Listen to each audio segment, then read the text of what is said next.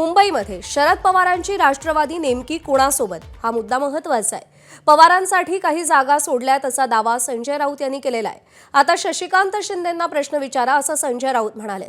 पवारांना सुटायला हव्या होत्या, त्यातल्या काही जागा मनसेकडे गेल्याचं राऊतांनी सांगितलंय।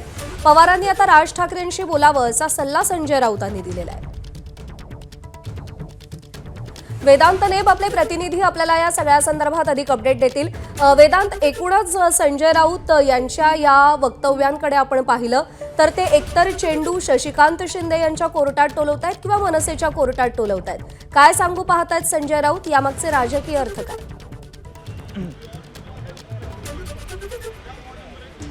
जी माहिती आपण घेतली त्यामध्ये प्रामुख्यानं साधारणपणे सुरुवातीला 50 जागांचा प्रस्ताव हा राष्ट्रवादी काँग्रेस शरदचंद्र पवार पक्षाकडून ठाकरे बंधूंच्या नेत्यांना देण्यात आला होता आणि त्यामध्ये प्रामुख्याने ठाकरेंची शिवसेना आणि राष्ट्रवादी काँग्रेस शरदचंद्र पवार पक्ष यांच्यातच बोलणी सुरू होती।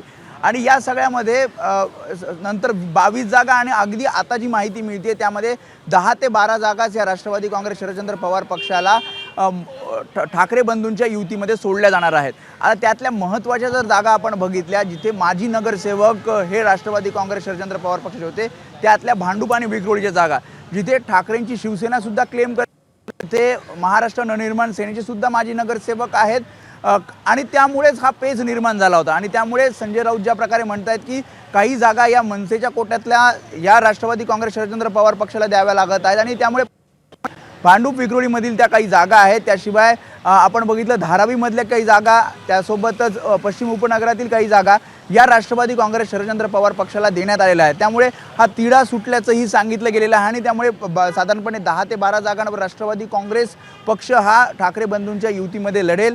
140 ते 150च्या जवळपास ठाकरेंची शिवसेना हे आपले उमेदवार देईल आणि जर या जागा राष्ट्रवादी काँग्रेस शरदचंद्र पवार पक्षाला जर जागा देत असताना मनसेच्या कोट्यातून जर गेले असतील तर मनसे साधारणपणे 50च्या आसपास जागा लढेल असं कळतंय आणि त्यामुळेच हा तिढा सोडवलेला आहे। मुख्यत्वे करून भांडूप आणि विक्रोळी, जिथे मनसे सुद्धा क्लेम करत होतं, ठाकरेंची शिवसेना आणि राष्ट्रवादी काँग्रेस क्लेम करत होतं, त्यामध्ये राष्ट्रवादी काँग्रेसला सुद्धा 2 ते 3 जागा देण्यात आल्याचं कळतंय। वेदांत, धन्यवाद दिलेल्या या सगळ्या सविस्तर अपडेटसाठी।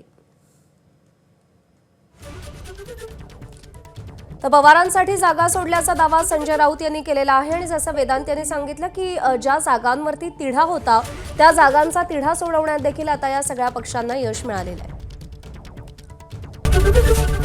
एबीपी माझा, उघडा डोळे बघा नीट।